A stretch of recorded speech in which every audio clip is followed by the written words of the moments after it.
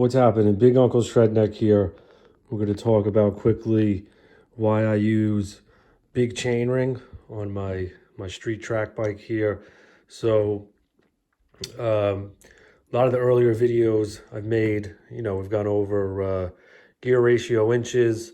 So I'm really not going to be talking about that. I'm just going to be talking about why, like I said, I use a big chainring. So I didn't start out using a big chainring. Um, I started riding fixed gears and track bikes. I was using 48/18 for a while, then I went to 48/16. So I had those two for probably about 3.5 years. And then in January of 21, I made the jump up to 52/16. So I haven't really changed my back hog that much. I think personally, I think if you're mainly just riding on the street, I don't see the need to go below 16. If you're on velodrome, a track, or you're racing, you're probably going to want to go lower. But for the street, I would like I said, I don't think there's a need to go below 16. So I've always kind of kept the back 16. Got this rotor track chain ring here. So it's going on 2 years. This thing's a beast. Little wear, normal.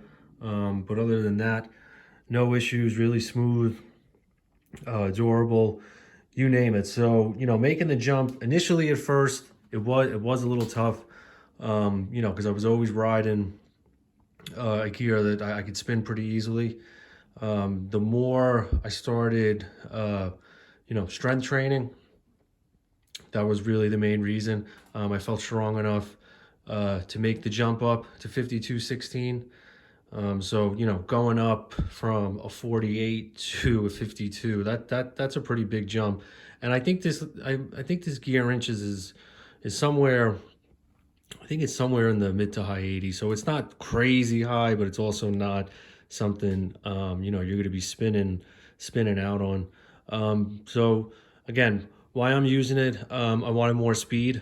That was probably my main driving force behind it. More speed. I didn't like how I was spinning out going downhill. I think it's a lot easier to control this gear going downhill. It's definitely harder on your legs, but again, strength training is going to help you, be able to spin a higher gear and go uphill, downhill, you name it. Another reason why I like it, I think the drivetrain moves a lot smoother with a bigger chainring. Just kind of what I found. Not sure the exact reasoning behind that. I have kind of read some stuff here and there and some videos. But again, from an efficiency standpoint, just from riding it seems smoother. Could be placebo effect, not too sure on that. What else? Lastly, I think it just looks cool having a big chain ring. Not too big. I mean, this isn't like a 55 or a 56, but 52 is still a pretty decent size.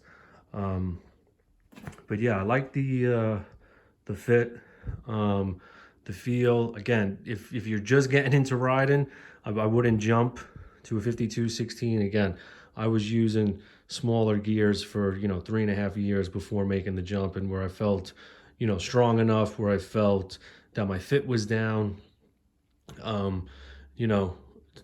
So I don't really get the knee pain from just making such a big jump, from different gears and whatnot. So keep it in mind if you've been riding one of your gears for a while now, and if speed is your main thing you're after. Look to slowly progress up the ladder with your gear inches. Definitely check out my other videos for how to really strength train as a cyclist. An easy, efficient, simple way. Check those videos out, and you won't really get knee pain. You won't get those that shin pain. This pain, that pain. When you make the jump up to a bigger ratio and gear inches, because the bigger it is, the more torque, the more force you're putting on your muscles, tendons, and joints. So the stronger they are, the more they'll be able to withstand it. So those are my reasons. Again, proceed with caution, go slow. No plans right now to change this ratio. I'm gonna rock it probably for as long as I can here. Gonna be 2 years in January with it. Still rocking strong, still rocking that rotor chain ring. Got the Shirley cog in the back, Mash Izumi chain, and that's it, man. Good to go. All right, Uncle Shredneck, later.